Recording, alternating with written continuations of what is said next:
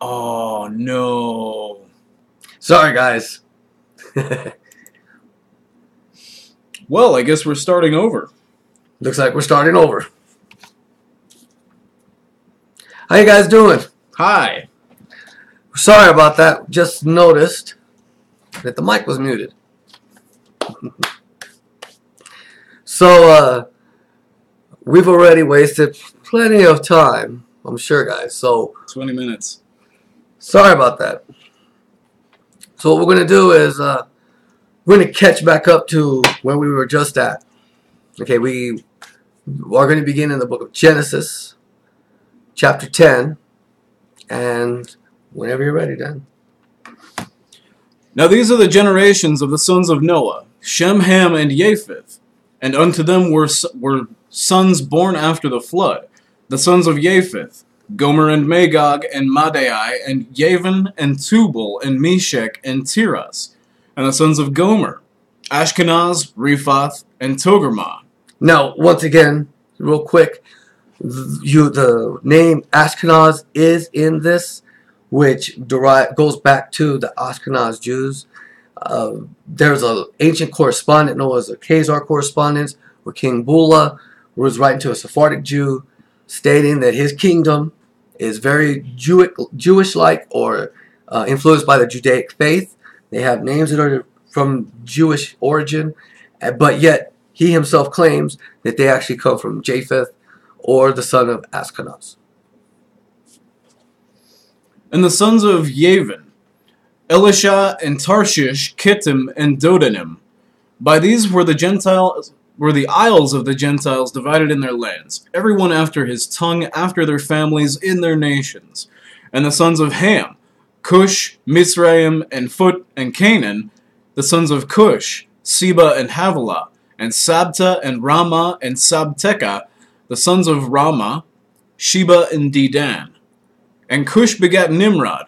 He began to be a mighty one in the earth. He was a mighty hunter before the Lord, wherefore it is said, even as Nimrod, the mighty hunter before the Lord.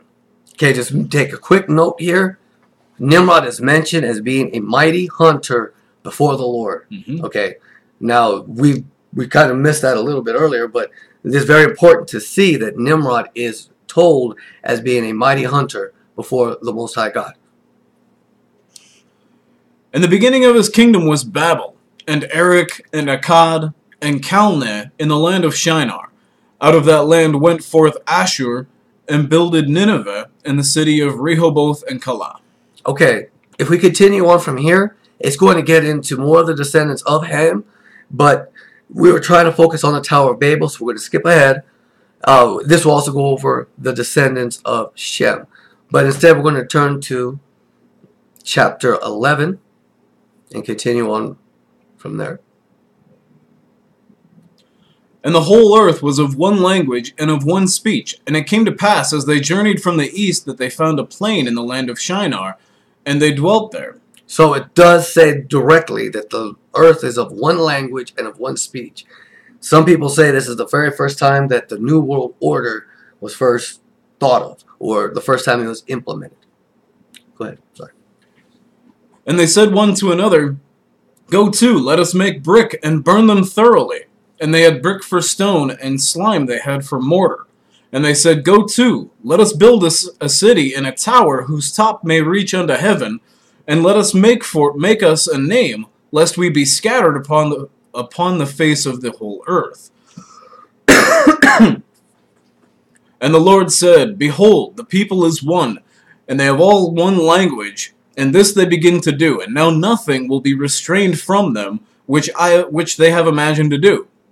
So the Most High is speaking with the angels, already seeing the rebellion that is going on in Babel, because the Most High had told Noah and his descendants to scatter across the earth and to replenish the earth. But we're being told shortly after the flood that didn't happen. Right. Go to, let us go down, and there confound their language, that they may not understand one another's speech. So the Lord scattered them abroad from thence upon the face of all the earth, and they left off to build the city. Therefore is the name of it called Babel, because the Lord did there confound the language of all the earth. And from thence did the Lord scatter them abroad upon the face of all the earth. These are the generations of Shem. Shem was 100 years old, and begat Arphaxad 2 years after the flood. And Shem lived after he begat Arphaxad 500 years, and begat sons and daughters. Okay, so we can continue on from here, and we're going to see that Shem lived an enormous amount of time because he was a descendant of the flood, and the environment was still not to the rate that it is today. It has not decayed to what it is today. So Shem also had hardier genes, so he was able to live much longer than we can today. Right. As you read before, Babel was the town. Was the tower, or the area from where this tower was erected, and the only reason it was called Babel is because it was a confounding of the language. Mm-hmm. All right. So from here, we're going to come back to Genesis 11 to continue with Abraham, but we're going to go into another ancient work to see what they have to say about the Tower of Babel. Now, as you guys know, we like to use outside works that once were considered scripture, at least around the time of Christ. And one of those books is the book of Jubilees. So we're going to go to the book of Jubilees, chapter 10, verses 18 through 27. Whenever you're ready. And in the 33rd Jubilee, in the first year, in the second week, Peleg took to himself a wife, whose name was Lamna, the daughter of Sinar, and she bare him a son in the 4th year of this week. And he called his name Reu, for he said, Behold, the children of men have become evil through the wicked purpose of building themselves a city and a tower in the land of Shinar.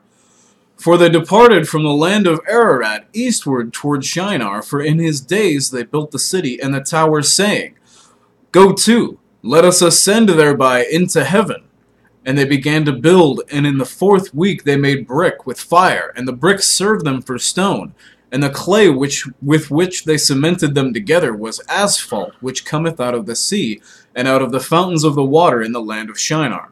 So asphalt was being used to cement these together. Mm-hmm. This wasn't a normal type of cement. This was for the reason of waterproofing the tower so it could survive water. Absolutely. So just keep that in mind, guys, okay? And they built it 43 years were they building it. Its breadth was 203 bricks, and the height of a brick was the third of one. Its height amounted to 5,433 cubits and 2 palms, and the extent of one wall was 13 stades, and of the other 30 stades. Okay, so right there, it tells us that the tower was 5,433 cubits.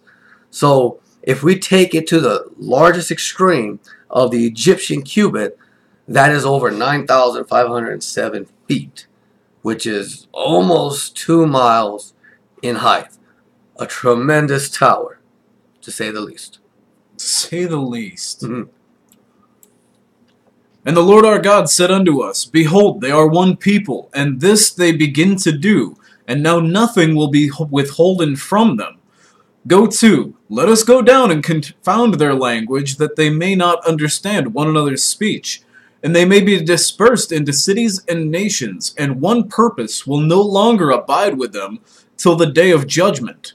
And the Lord descended, and we descended with him to see the city and the tower with which the children of men had built. So who descended? We. The angels. Nice one. The angels and the Lord himself descended to do this act. He took a personal act in this. Most of the time, the Most High sends his angels to go do his bidding.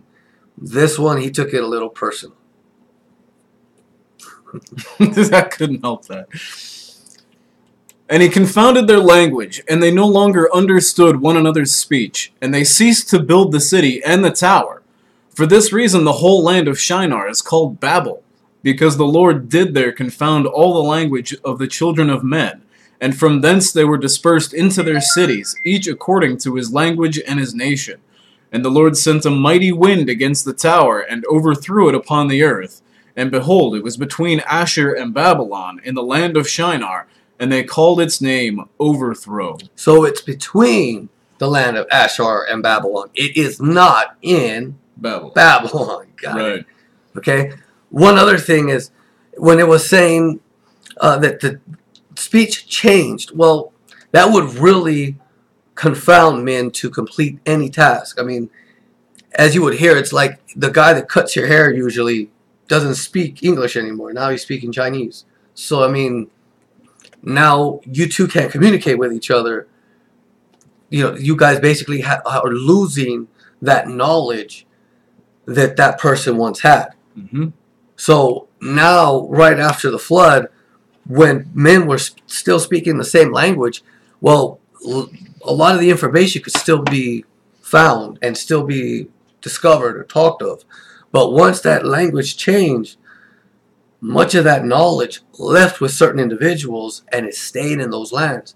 And that's why you have the ancient Chinese who took upon them herbs and different clean ways of living, including worship of Shangding. These ancient Chinese were very blessed at the very beginning. And this blessing continued for thousands of years. And they also describe the Tower of Babel. So, I think that's enough of a tangent right there. I think we're on the last one right here.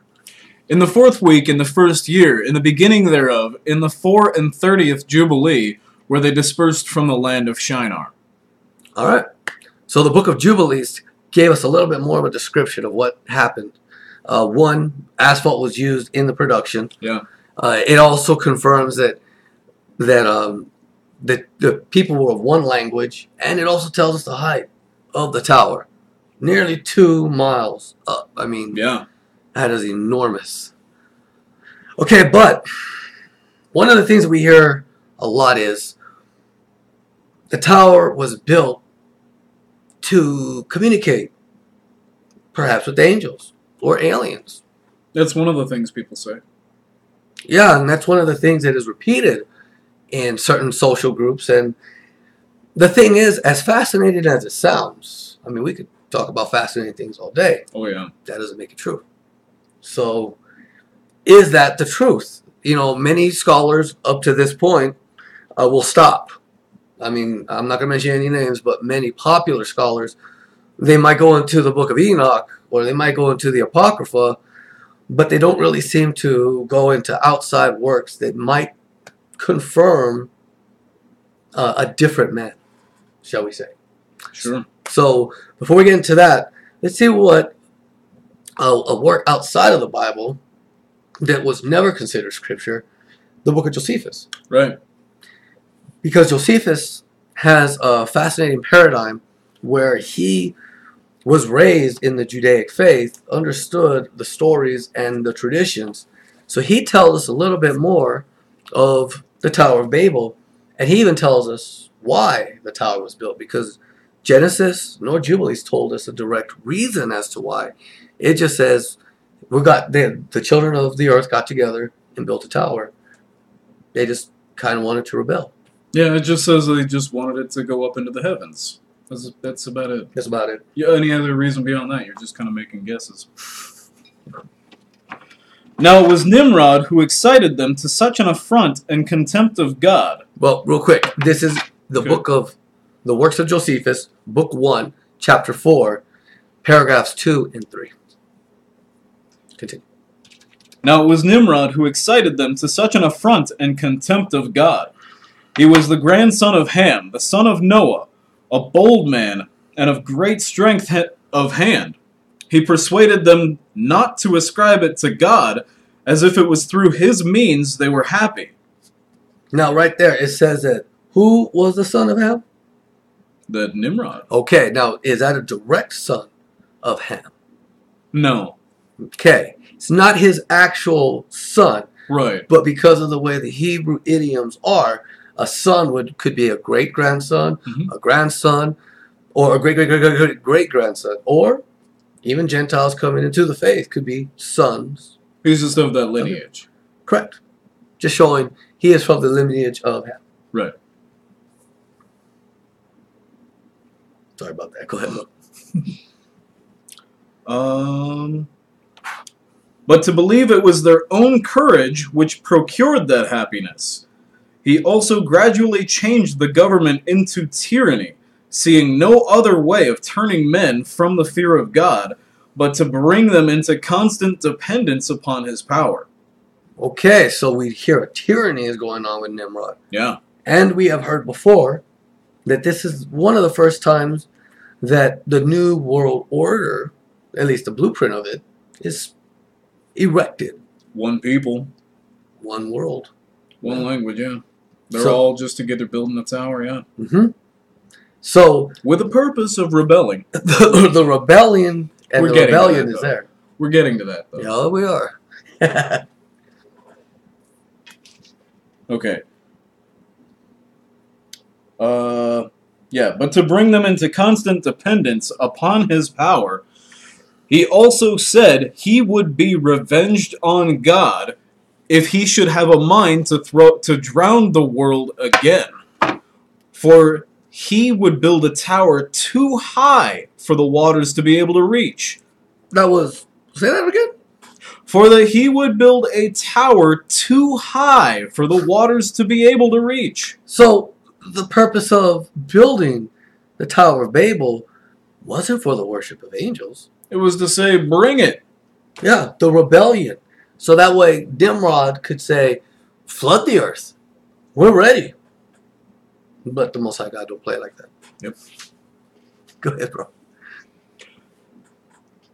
And that he would avenge himself on God for destroying their forefathers. Now the multitude were very ready to follow the determination of Nimrod, and to esteem it a piece of cowardice to submit to God. And they built a tower, neither sparing any pains, nor being in any degree negligent about the work. Now it said that it was a coward-like act to submit to God. Yeah. That is almost the same thought That we hear today? You hear today. Exactly. These people today believe that if you have faith in the Most High God, that you're scared on your own. You damn right I'm scared of doing this place on my own. I know who made it. I'm serious. I don't care what people say. Yeah. I understand this place has been judged once and it's going to be judged again. We're not being cowards. We're being intelligent. We're seeing the signs and understanding what history has taught us. And many people who don't study history are doomed to repeat it. The world has been destroyed once, and men got caught slipping. It's going to happen again. It just ain't going to happen with water.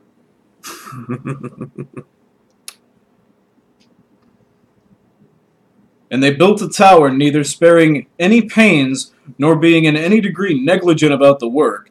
And by reason of the multitude of hands employed in it, it grew very high sooner than anyone could expect. So it says that the tower grew faster than anybody ever thought it could grow. Right. Because they all got together and they were all working at the same time. These people were probably of a higher intelligence than today, and they were all of one communication, one language, one speech.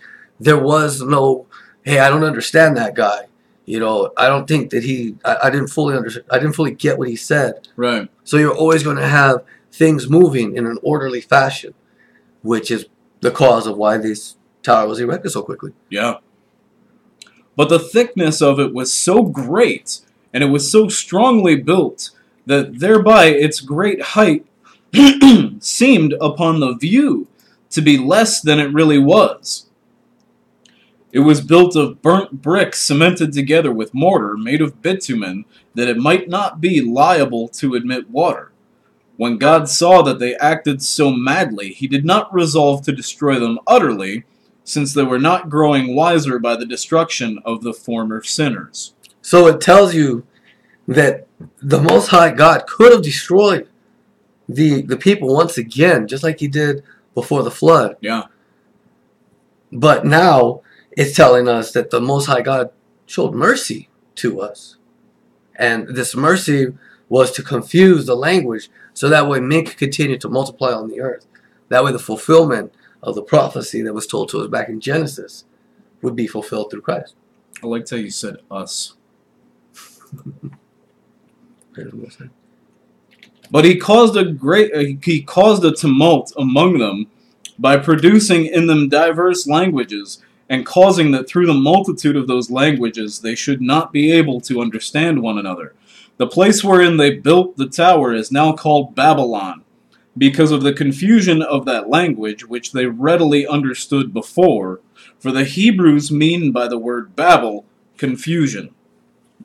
So you hear it right there, exactly. The Hebrew word for Babel is confusion.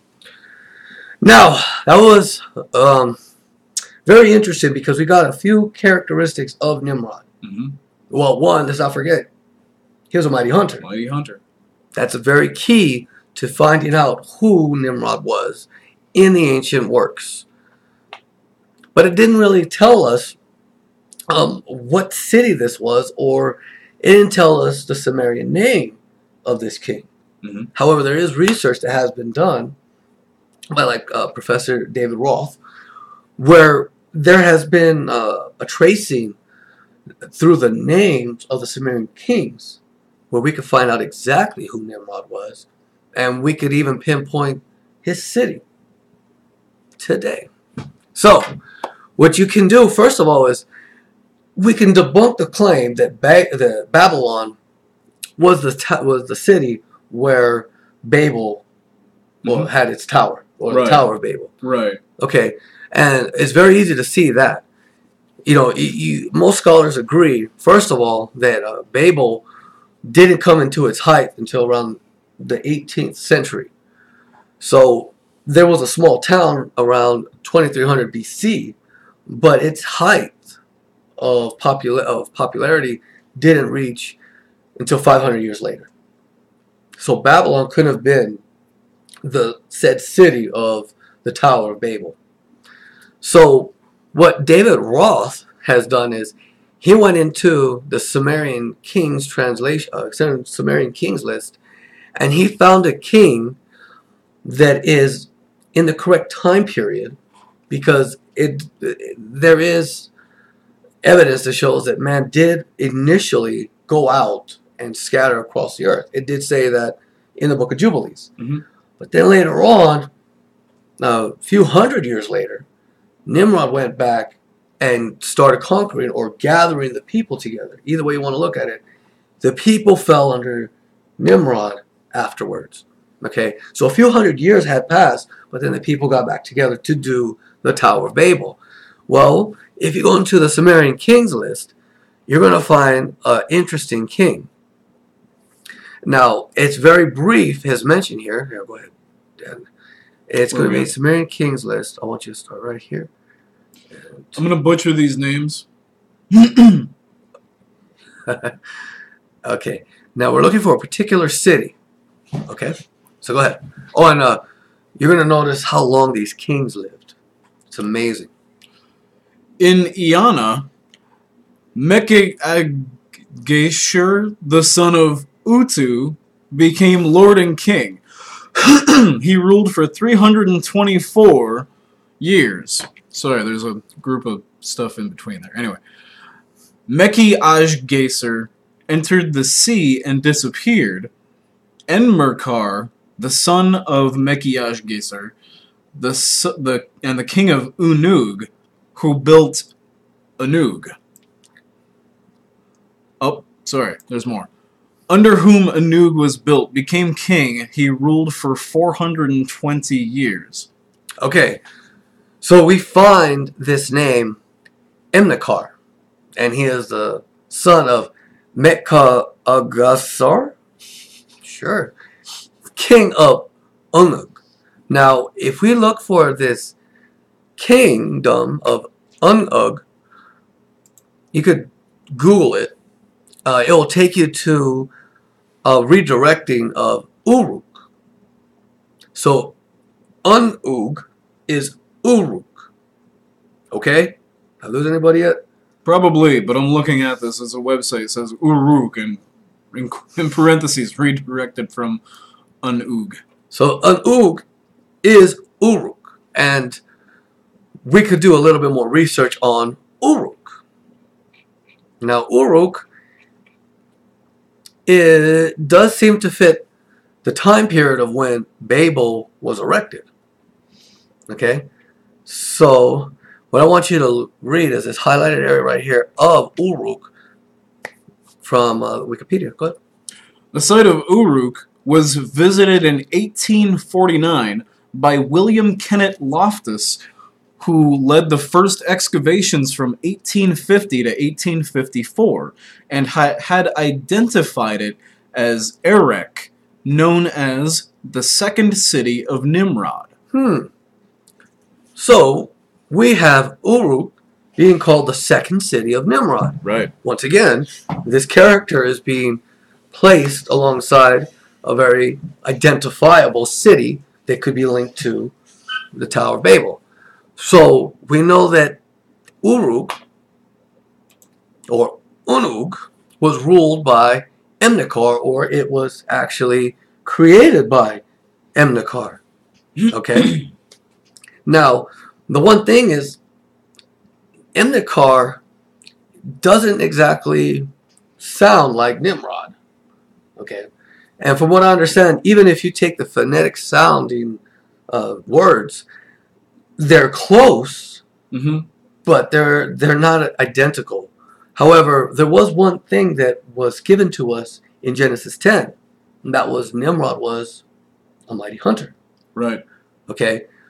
Well, there is this fascinating link in the Sumerian text to this king, which does have to do with this king being a mighty hunter. So once again, David Rawl has done research that directly links this. And you could, once again, you could either Wikipedia this or Google it, and you're going to find this substantiated with numerous sources. But if you go ahead and just give the audience a...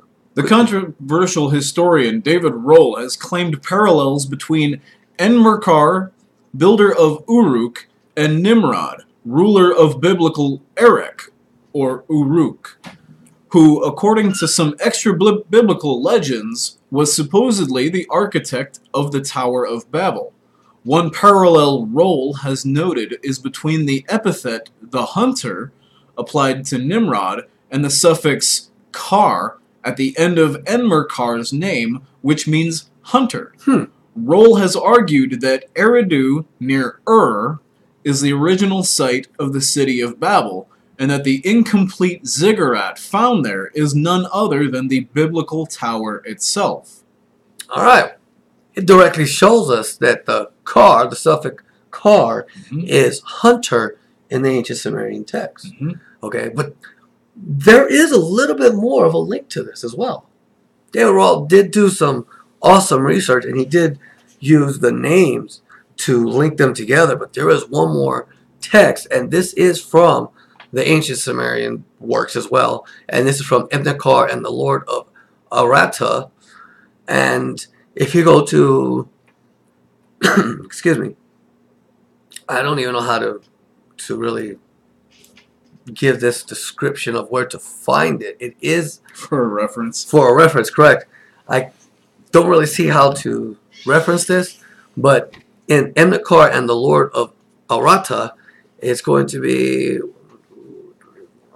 6, 7, 8, 9th paragraph in. No, right.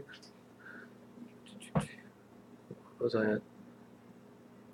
9th paragraph in. It's going to describe a god known as Enki.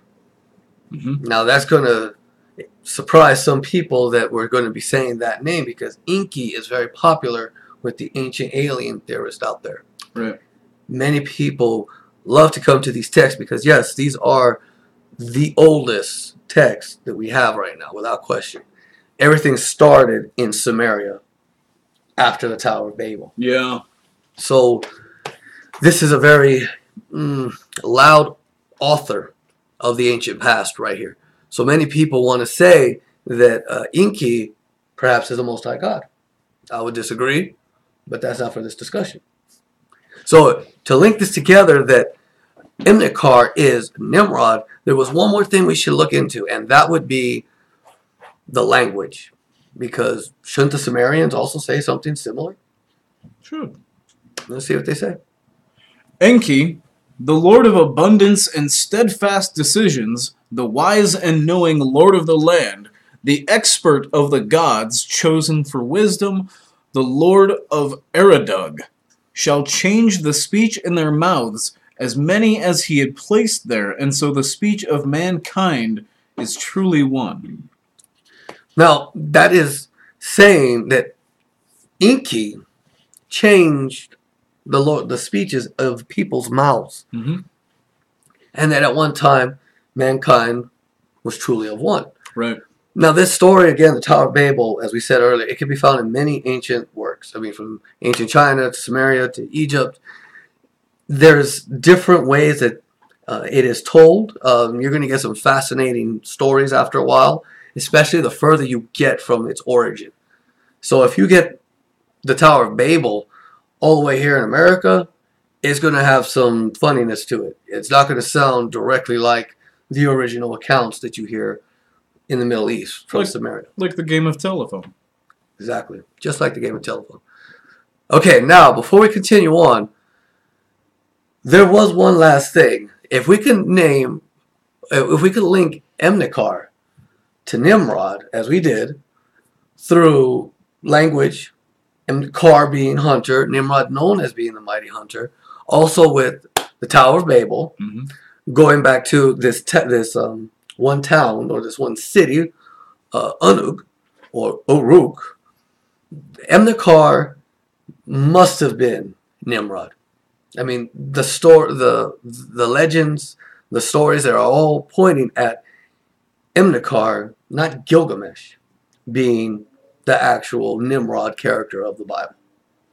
Well, there's one last thing we did want to leave everybody, and that is, when we were growing up, I don't know about you guys out there, but we know that Nimrod was kind of a derogatory name to somebody. You call somebody a Nimrod, that meant they were a fool or stupid. Well, or some kind of an idiot. Well, what's the origin of that? Because Emnikar actually seems to be pretty wise. He seems to be pretty intelligent. So where did this come about? Oh, well, it's kind of funny because we did find out how this idiom came about. So, Dan, go ahead. This is all yours.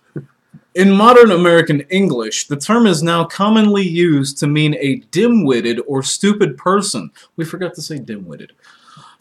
A usage first recorded in 1932 and popularized by the cartoon character Bugs Bunny. What? Bugs Bunny, who sarcastically refers to the hunter Elmer Fudd as Nimrod, as an ironic connection between Mighty Hunter and poor little Nimrod, i.e. Fudd.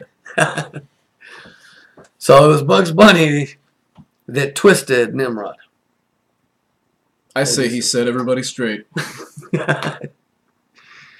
So, Tower of Babel was a very fascinating event that shook mankind to its core.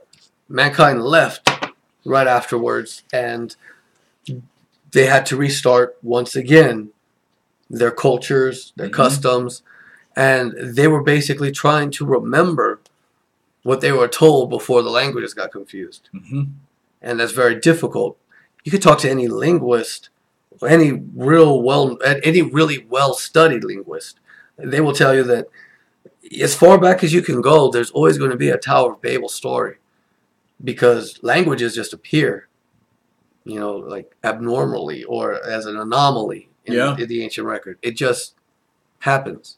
But yet, they're very articulate and they're very descriptive and they're arguably deeper than today's language. The average man during the time of Christ running around in Jerusalem knew thousands of more words than today's modern man.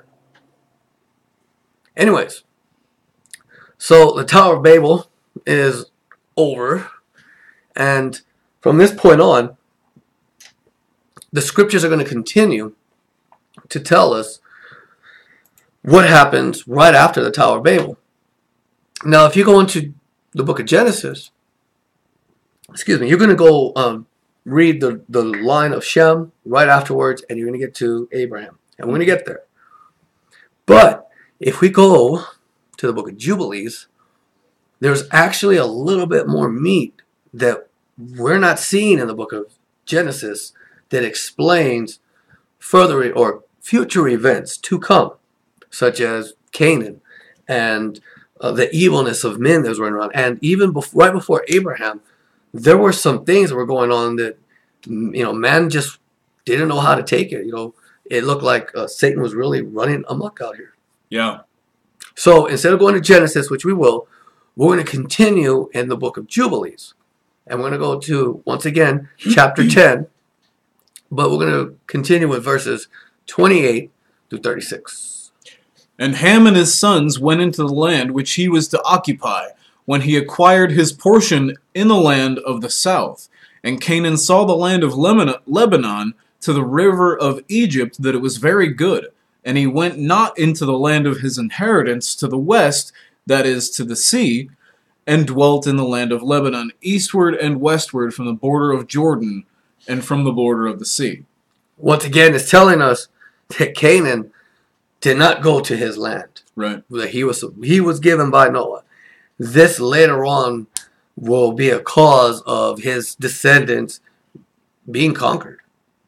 Simply out of his disobedience. His children are going to pay for it. That was something we saw in Jubilees before, too, right? Mm-hmm. We went over it to show. Yeah. We went over this before. Go ahead. And Ham his father, and Cush and Mitzrayim his brothers, said unto him, Thou hast settled in a land which is not thine, and did not fall to us by lot. Do not do so, for if thou dost do so, thou and thy sons will fall in the land, and be accursed through sedition. For by sedition ye have settled, and by sedition thy children fall, and thou shalt be rooted out forever. Dwell not in the dwelling of Shem, for to Shem and for his sons did it come by their lot. Once again, just reiterating, Canaan disobeyed, and his own family was telling him, don't do this. Mm-hmm. You're going to be cursed if you do this. Cursed art thou, and cursed shalt thou be beyond all the sons of Noah, by the curse by which we bound ourselves by an oath in the presence of the holy judge, and in the presence of Noah our father. But he did not hearken unto them, and dwelt in the land of Lebanon, from Hamath to the entering of Egypt, he and his sons until this day. And for this reason that land is named Canaan. And Japheth and his sons went toward the sea in the land of their portion. And Madai saw the land of the sea, and it did not please him, and he begged a portion from Elam and from Asher and Arphaxad. Arphaxad, his wife's brother, and he dwelt in the land of Media, near to his wife's brother until this day. And he called his dwelling place, the dwelling place of his sons, Media, after the name of their father, Madai. Okay, so it did tell us that from Egypt, the entering of Egypt, all the way into the land of Lebanon, from Hamath into the entering of Egypt, is where Canaan was. Well, that is the same area that is Jerusalem today. Mm-hmm. Okay, so let's continue on. We're going to continue with Jubilees. And this is going to be chapter 11. Okay. And in the 35th Jubilee, in the 3rd week, in the 1st year thereof, Reu took to himself a wife, and her name was Orah, the daughter of the son of Kesed, and she bare him a son, and he called his name Sero. Is that right? In the 7th year of this week in this Jubilee. And the sons of Noah began to war on each other, to take captive, and to slay each other, and to shed blood of men in the earth, and to eat blood, and build strong cities, and walls, and towers. And individuals began to exalt themselves above the nation, and to found the beginnings of kingdoms, and to go to war, people against people, and nation against nation, and city against city. And all began to do evil, and to acquire arms and to teach their sons war. And they began to capture cities and to sell male and female slaves. And the son of Kesed, built the city of Arat of the Chaldeans, or of the Chaldees, and called its name after his own name and the name of his father. So right here it's telling us a couple of things that has happened. One, the children of Noah were warring with each other all over the place, and they were eating blood at the same time. A direct sin that was told by the Most High God, do not eat blood. He says it over and over and over again. Yeah. This is not saying, don't eat unclean animals with blood. It's saying don't eat blood, period. Right. This is just one thing you're supposed to stay away from. Life is in the blood. And the second thing that he was talking of is that during this time, each man was trying to go up against each other.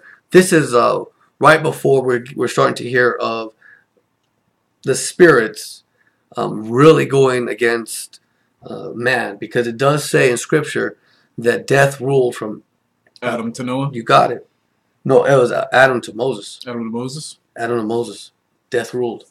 So once Moses was given the law, life, he was able to acquire life. And that's when we saw the great conquering miracles through the land of Canaan. Oh, so let's continue here. Where were we at, right? Here. And they made for themselves molten images, and they worshipped each the idol, the molten image which they made for themselves, and they began to make graven images and unclean simulacra, and malignant spirits assisted and seduced them into committing transgression and uncleanness. And the prince Mastema exerted himself to do all this, and he sent forth other spirits those which were put under his hand, to do all manner of wrong and sin, and all manner of transgression, to corrupt and destroy, and to shed blood upon the earth. So we're hearing, once again, the devil, which only in this ancient work will you hear his name, Mastema, was in charge of having all these spirits go around and do all manner of sin, all manner of wrong towards the children of Noah. Right. What?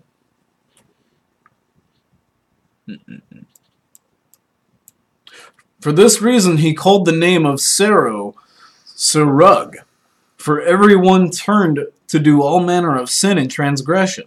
And he grew up and dwelt in of the Chaldees, near to the father of his wife's mother, and he worshipped idols, and took to himself a wife in the 36th Jubilee, in the 5th week, in the 1st year thereof. And her name was Melka, the daughter of Caber, the daughter of his father's brother. So now we're hearing that worshiping of idols is being done.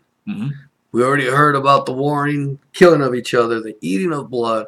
Now the worshiping of idols. He's getting more and more wicked the more that these spirits are running around and the more time progresses away from the flood. Right. I believe you're over here at 8. And she bare him Nahor in the 1st year of this week, and he grew and dwelt in of the Chaldees, and his father taught him the researches of the Chaldees, to divine and augur according to the signs of heaven. And in the 37th Jubilee, in the 6th week, in the 1st year thereof, he took to himself a wife, and her name was Iaska, the daughter of Nestag of the Chaldees. And she bare him Terah in the 7th year of this week. Now, Terah is someone very important we're going to read shortly. Right. And the prince Mastema sent ravens and birds to devour the seed which was sown in the land, in order to destroy the land, and rob the children of men of their labors. Before they could plow in the seed, the ravens picked it from the surface of the ground. And for this reason he called his name Terah, because the ravens and the birds reduced them to destruction and devoured their seed, and their years began to be barren. Owing to the birds, they devoured all the fruit of the trees from the trees. Wow. Or all the fruit, of the trees from the trees. You got it. Well, it's telling you, though, that these birds, which also in Scripture, birds are viewed as the enemy in a sense. Yeah. I'm not saying they are directly the enemy, but Well, no, because of, the dove on the ark. They're not like always an enemy, but right, there are certain situations where the Bible is referred to them as carnivorous animals, right. feasting on men's flesh. Like in the book of Revelations, exactly. The eagle described destroying the children of Israel, Hmm. being described as Edom. So these birds of prey and ravens and these vicious birds that we know of today are described in the Bible as being devourers. Right. All right, so It was only with great effort that they could save a little of all the fruit of the earth in their days. And in this 39th Jubilee, in the second week in the first year, Terah took to himself a wife, and her name was Edna, the daughter of Abraham, the daughter of his father's sister. And in the 7th year of this week she bare him a son, and he called his name Abram, by the name of the father of his mother, for he had died before his daughter conceived a son. all right. So once again, this is all before Abraham, Right. and we are seeing that the devil was starting to multiply his evilness. This was after Noah had already spoke with the Most High God, saying, please don't let all these spirits run around on the earth. Don't make it too hard. Let some of these, or at least put these spirits away, so that way we can do right. And that's where we also hear the devil or Mastema reason with God and saying, hey, if you put these guys all away, ain't no one going to be able to do my work, my bidding, to trick the children of men. Right. And that is a fascinating theory or fascinating way to look at how the devil and God interact with each other. But you're going to see it more and more. I mean, people think the book of Job is the only time that the devil and the Most High reasoned with each other and kind of put like a bet. Yeah. But it's not really that. We'll find no. The Most High, let's just say he does what he wants. He's sovereign. Praise the Most High God, a high ashore high. Absolutely. But he is one God that don't play. He does whatever he wants, whenever he wants, and he tells all spirits and everything to do his bidding. And we have no choice but to do it. There's no way. So once again, this was all before Abraham. So, you know what? I think we should take a little break. Sure. It's about almost an hour in. Okay. We apologize once again for 20 minutes. 20 minutes of silence that you guys had to maintain. We will be back in 10 minutes. We just got to get up and stretch a little bit. And we'll see you guys soon. Okay.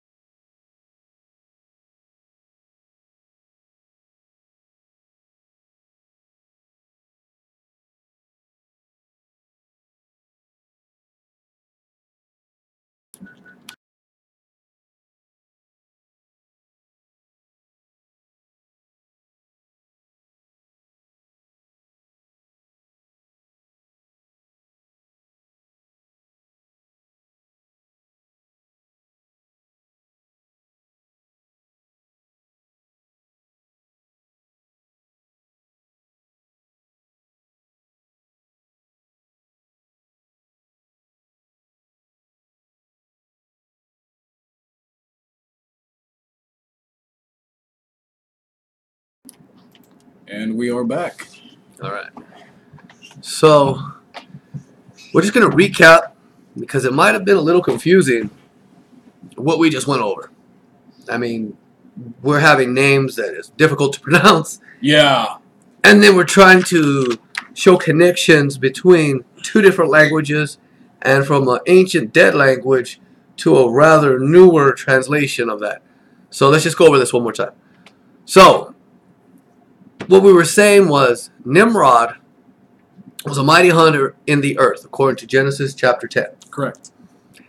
In the ancient Sumerian text, there is a king known as Emnikar, who not only has the suffix of kar, being a hunter, it's also a written work known as Emnikar and the Lord of Arada, where Enki, God Enki, from the ancient Sumerian text, is told that he will change the speech of the mouths of mankind, because at that time mankind was of one speech. Right.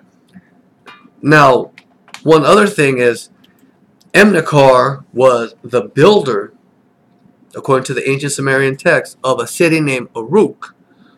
And Uruk is known as the second city of Nimrod.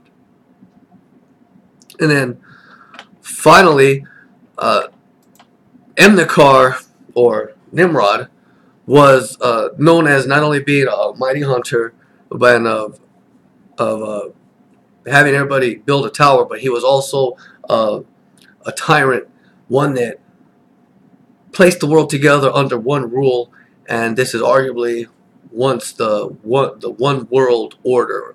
No, it's not the new world order today would be, but it would be the one world order. Right. During the time of Emnikar or Nimrod. And one last thing, Nimrod, what we understand, means rebellion, or to rebel. So we're going to pick up where we left off right before the break.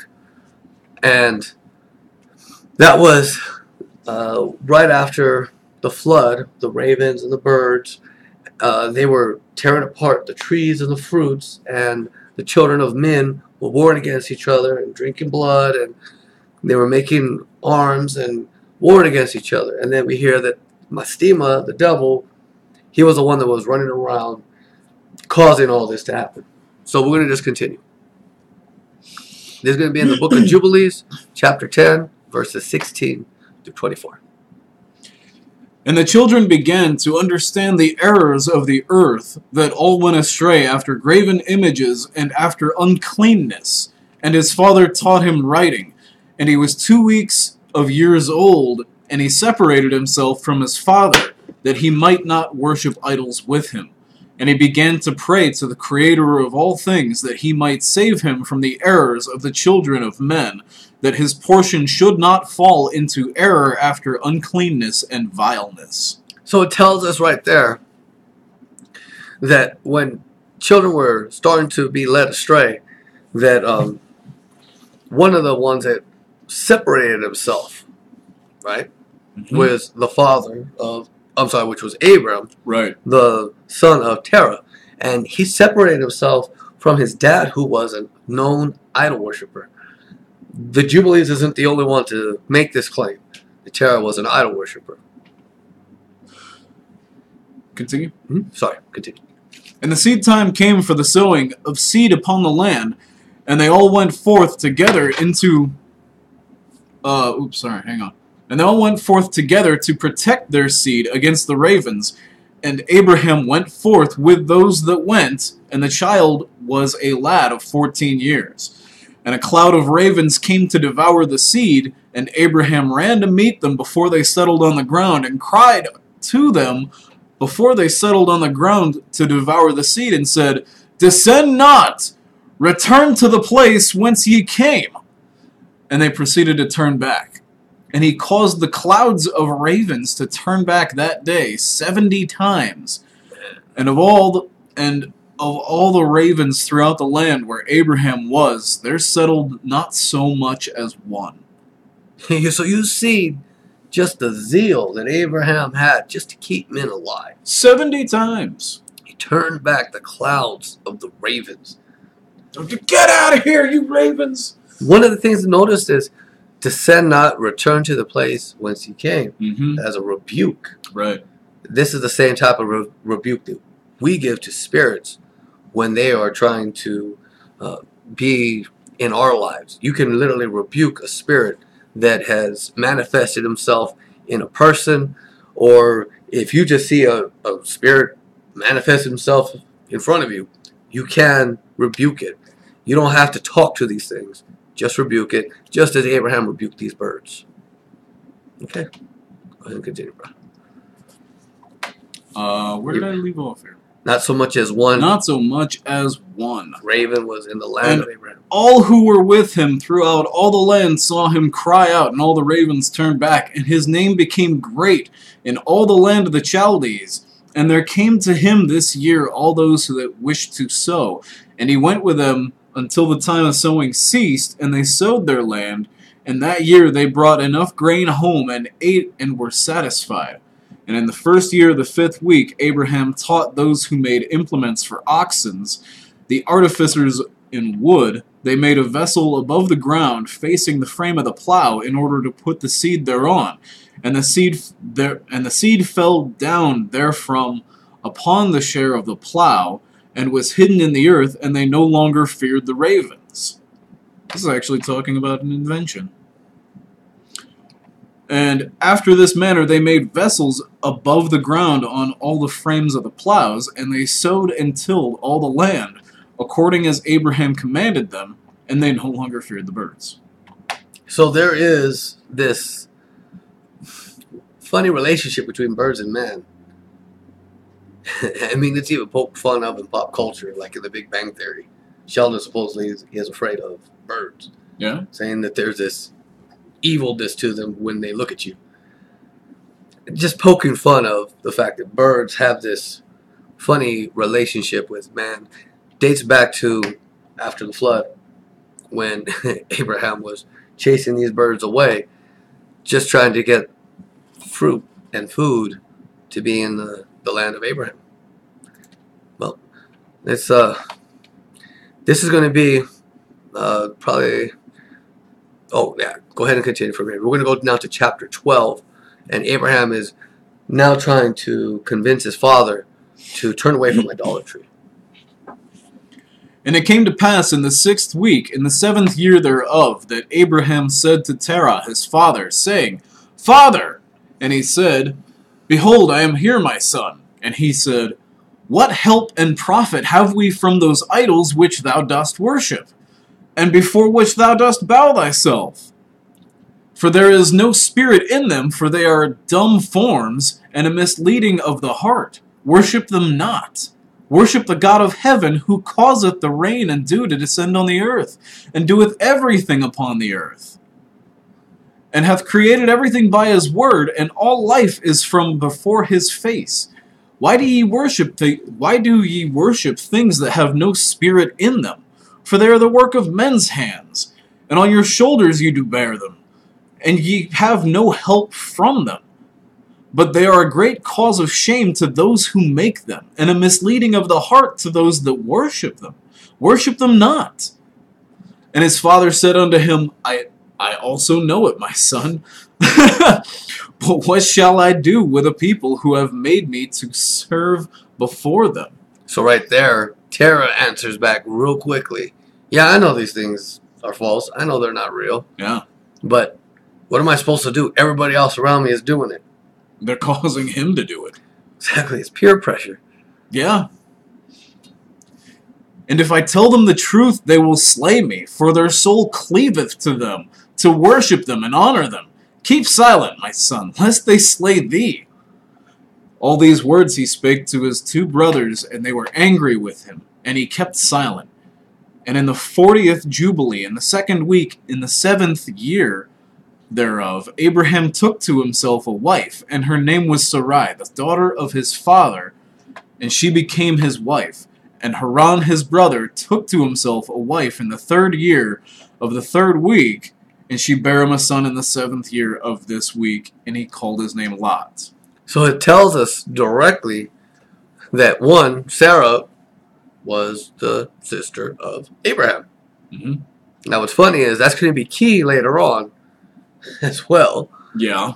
And it also is saying that Terah, the father of Abraham, knew that everything that he was doing was wrong, yet he rebelled knowingly. Mm-hmm. And that really is despicable in the eyes of the Lord. However, he was afraid of other men. Yeah. And therefore withheld the truth. Well, it says in Scripture, you'll deny Christ in front of men, and he will deny you in front of the Father. Ooh. You know, what Terah was doing, even though it was evil and wicked and idolatry, the Most High God still chose his son from that. And that's why it says that the Most High chose out of the heathens a people. Mm-hmm. Terah was a heathen. And Abraham being the seed of said heathen makes Abraham technically a heathen. However, the Most High God chose a heathen to be his people. So, we're going to continue on. And one more thing you caught there, I'm sure, is Lot also was born around the same time as Abraham. And Lot is a very significant character in Abraham's life. So, let's go ahead and continue from here. And Nahor his brother took to himself a wife, and in the 60th year of the life of Abraham, that is, in the 4th week in the 4th year thereof, Abraham arose by night, and burned the house of the idols, and he burned all that was in the house, and no man knew it. And they arose in the night, and sought to save their gods from the midst of the fire. And Haran hasted to save them, but the fire flamed over him, and he was burnt in the fire, and he died in Ur of the Chaldees before Terah his father, and they buried him in Ur of the Chaldees. Wow. So you literally hear what happened to Abraham's father-in-law, or I'm sorry, uncle. No, his brother. I take that back. It's Abraham's brother. Burnt in fire simply because he tried to rescue some of these idols. Yeah. Insane. So we're going to go on a little bit more before we start getting into Genesis, because Genesis moves a little quicker around this area versus Jubilees. So go ahead. We're going to continue now. This is going to be Jubilees chapter 12, verses 15 through 31. And Terah went forth from Ur the Chaldees, he and his sons, to go into the land of Lebanon, into the land of Canaan. And he dwelt in the land of Haran, and Abraham dwelt with Terah his father in Haran 2 weeks of years. And in the 6th week, in the 5th year thereof, Abraham sat up throughout the night on the new moon of the 7th month to observe the stars from the evening to the morning, in order to see what would be the character of the year with regard to the rains. And he was alone, and he sat and observed. And a word came into his heart, and he said, all the signs of the stars, and the signs of the moon, and of the sun, are all in the hand of the Lord.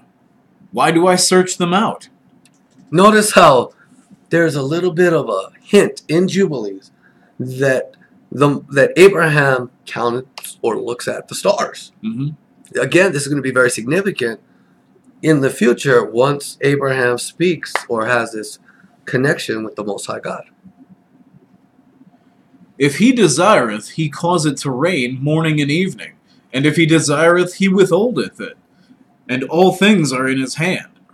And he prayed that night and said, My God, God most high, thou alone art my God, and thee and thy dominion have I chosen.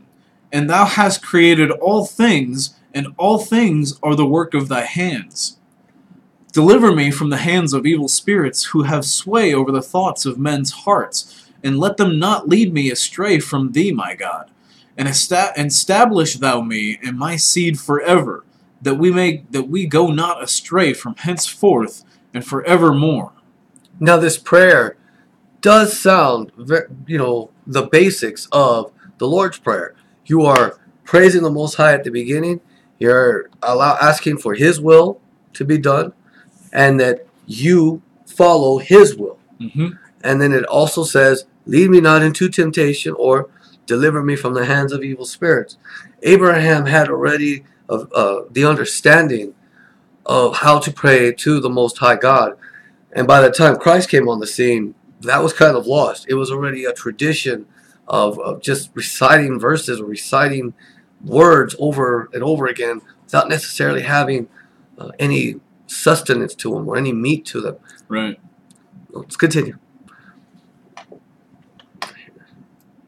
And he said, shall I return unto Ur of the Chaldees, who seek my face, that I may return to them? Or am I to remain here in this place? The right path before thee, prosper it in the hands of thy servant, that he may fulfill it, and that I may not walk in the deceitfulness of my heart, O my God. And he made an end of speaking and praying, and behold, the word of the Lord was sent to him through me, saying, get thee up from thy country, and from thy kindred, and from the house of thy father, unto a land which I shall show thee, and I shall make thee a great and numerous nation. Okay, right there, we're literally hearing the first time. After Abraham has asked the Most High, we're hearing for the first time the Most High God tell Abraham that he's going to have a great nation or a great people under him. Okay, this is not the book of Genesis. This is the book of Jubilees. It is echoing or a second witness to what had happened at the beginning, because it says establish all things, with 2 or 3 witnesses in Scripture. Right. Well, in the Old Testament, where else is Abraham? We don't really have that. The book of Jubilees does give us that second witness to Abraham's life and to his promise. So it's not just one witness that we have. Let's continue right here with 23. And I shall bless thee, and I shall make thy name great, and thou wilt be blessed in the earth, and in thee will all families of the earth be blessed. And I shall bless them that bless thee, and curse them that curse thee. And I shall be a God to thee, and thy son, and thy son's sons, and to all thy seed. Fear not, from henceforth and unto all generations of the earth, I am thy God. And the Lord God said, open his mouth and his ears, that he may hear, and speak with his mouth, with a language which hath been revealed. For it hath ceased from the mouths of all the children of men from the day of the overthrow of Babel. And I opened his mouth, and his ears and his lips, and I began to speak with him in Hebrew, in the tongue of the creation. And he took the books of his fathers, and these were written in Hebrew, and he transcribed them, and he began henceforth to study them, and I made known to him that which he could not understand, and that he studied them during the 6 rainy months. So right there is telling you, Abraham was given the language of Hebrew. Yeah. There was no Hebrew, apparently, before Abraham. Yeah. There were other languages out there, and that's why it's very hard to find the Hebrew language. And you will find, as far back as you can go in Israel, Hebrew and Canaan, they were very close in language and in customs, but there was this direct cut where you do have the Shemites versus the Hamitic people. Well, Abraham had an ancient Hebrew tongue that is told to us as the tongue of creation. Hebrew is the tongue that the Most High God spoke everything into existence. Ancient Hebrew. Ancient Hebrew. This was not known, this was forgotten of by the time Babel had happened and the children have been dispersed. So the Most High God himself directly opened the understanding of Abraham. But Abraham already had an understanding of who the Most High God was. Yeah. Again, we don't really hear this type of stuff in Scripture. It's just Abraham was given favor. We just, hey, you're the one. And I'm not saying there's something wrong with that. It's just that, again, we have a second witness really telling us Abraham followed the Most High God. He pleased him. He cast down idols. He knew better than to eat blood. He kept these laws and had the understanding of what was clean and unclean. And it also shows that Abraham was highly intelligent because he looked at the stars. That is one of the great things that shows a wisdom of man, the gazing of the stars in ancient man. That was a sign that of a curious nature of how these things came to be. Anyways, one last thing was, it also mentions here that the children of men, they didn't understand Hebrew by the time of Babel. So the Hebrew that we had, if this is true, from this point on, can only be tracked back to Abraham, which means that the Canaanites in the land of Israel picked up Hebrew and adapted it themselves. Anyways, I think that's enough of a tangent right there. And we are on 28. Oh, yeah. I forgot. I just passed this. It also shows us that Abraham studied and translated the books that his father had. Yeah. This would be the book of Enoch. Right here. This would have been the book carried over by the flood. There was a big argument during the days of Christ. How did Enoch make it over? Jubilees tells us that Abraham received the books from his father directly. Enoch being that ancient book, without question, it could have been translated by Abraham and passed on. Okay.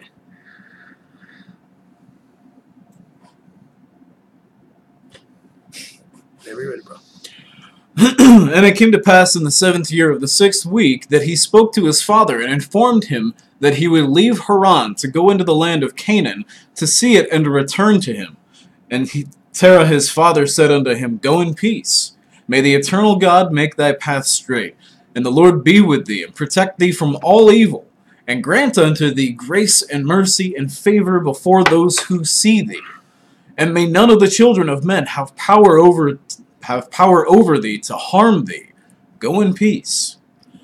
And if thou seest a land pleasant to thy eyes to dwell in, then arise, and take me to thee, and take Lot with thee, the son of Haran thy brother, as thine own son, the Lord be with thee, and Nahor thy brother to leave with me, till thou returnest in peace, and we go with thee altogether.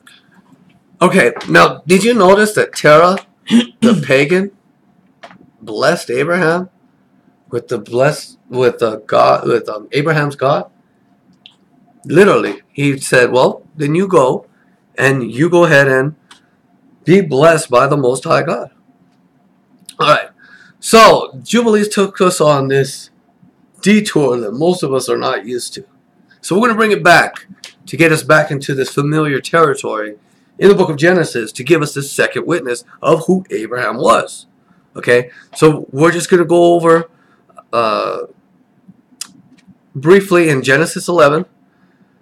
We could go right here. Genesis 11:24, and we're going to carry it all the way up down. And Nahor lived 29 years and begat Terah. And Nahor lived after he begat Terah 119 years and begat sons and daughters. And Terah lived 70 years and begat Abram, Nahor, and Haran. Now these are the generations of Terah. Terah begat Abram, Nahor, and Haran. Haran begat Lot. And Haran died before his father Terah in the land of his nativity in Ur of the Chaldees. Now we heard how Haran died. He died after Abraham burnt the idols and Haran tried to save them. Yeah. So it tells us again, this is the second witness as to how, or tells us Haran died in front of his father in the land of his nativity, in Ur of the Chaldees. This is the same thing that is told to us in the book of Jubilees. Genesis just gives us a little bit more of a compact version. And Abram and Nahor took them wives. The name of Abram's wife was Sarai. The name of Nahor's wife, Milcah, the daughter of Haran, the father of Milcah, and the father of Iscah. But Sarai was barren. She had no child. Now that's key. And notice how the author of Genesis just tells you Sarah was barren and had no child. Yet Abraham's brother, uh, Haran, he already had children, and Lot being one of those. So there's something very significant as to how Genesis is written as well. It's written in a descriptive writing that is almost giving us a tease almost of what's to happen. I don't like saying that. Foreshadowing. A foreshadowing, thank you, of what is to happen, and which is why Sarah being barren is mentioned right here. And Terah took Abram his son, and Lot the son of Haran his son's son, and Sarai his daughter-in-law, his son Abram's wife, and they went forth with them from Ur of the Chaldees to go to the land of Canaan, when they came to Haran and dwelt there. And in the days of Terah were 205 years, and Terah died in Haran. Okay, again, that's very brief. I mean, there was a much more that was told to us with the book of Jubilees. It was talking already about what had happened right after the flood. Mm-hmm. Genesis tells us right after the Tower of Babel, some descendants happened, Abraham's born. Genesis is more geared towards Abraham being the father of the nation. So we're going to continue now. Genesis 12. Now the Lord said unto Abraham, Get thee out of thy country, and from thy kindred, and from thy father's house, unto a land that I will show thee. And I will make thee a great nation, and I will bless thee, and make thy name great, and thou shalt be a blessing. And I will bless them that bless thee, and curse them that curseth thee, and in thee shall all families of the earth be blessed. So Abram departed, as the Lord had spoken to him, and Lot went with him. And Abram was 75 years old when he departed out of Haran. And Abram took Sarai his wife, and Lot his brother's son, and all their substance that they had gathered, and the souls that they had gotten in Haran. And they went forth to go to the land of Canaan, and into the land of Canaan they came.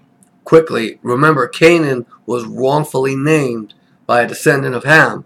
This should have been a Shemitic land. Right. And Abram passed through the land unto the place of Sichem, to the plain of Moreh. And the Canaanite was then in the land. And the Lord appeared unto Abram and said, Unto thy seed will I give this land.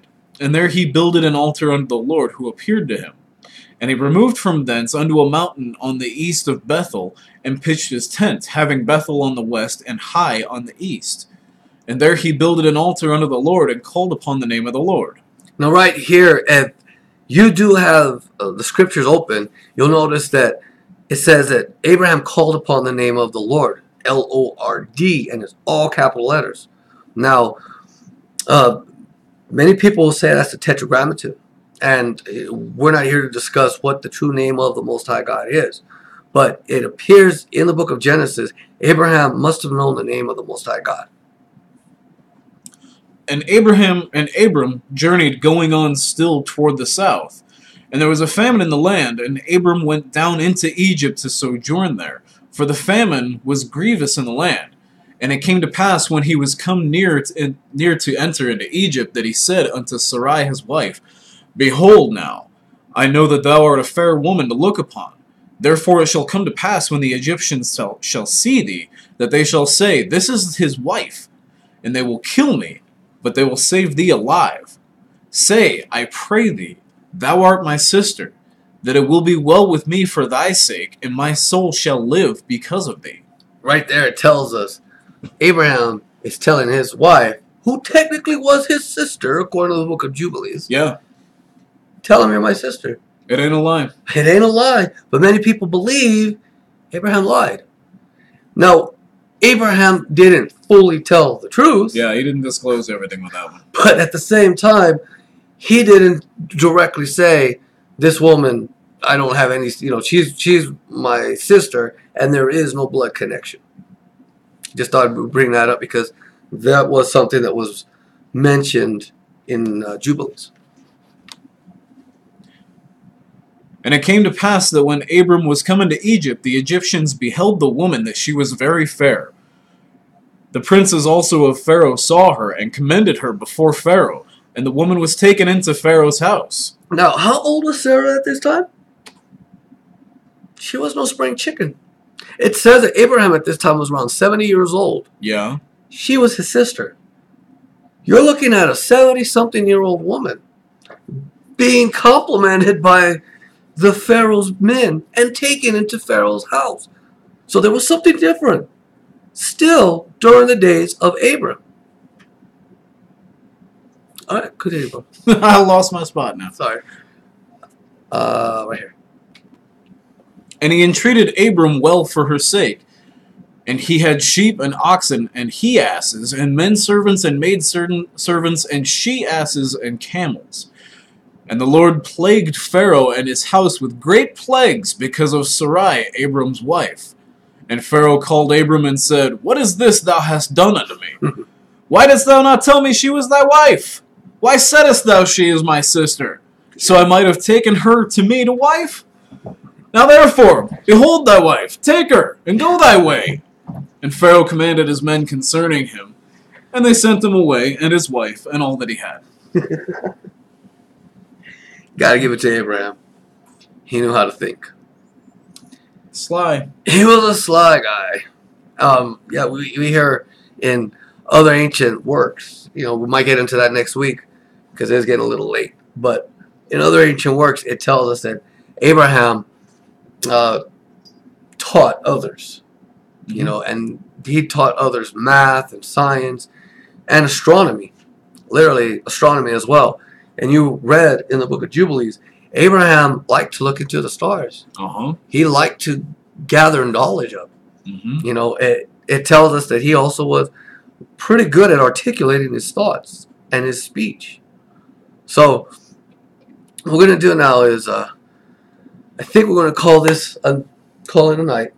We're going to stop here at Genesis 13 and in the book of Jubilees, which is going to be chapter 12.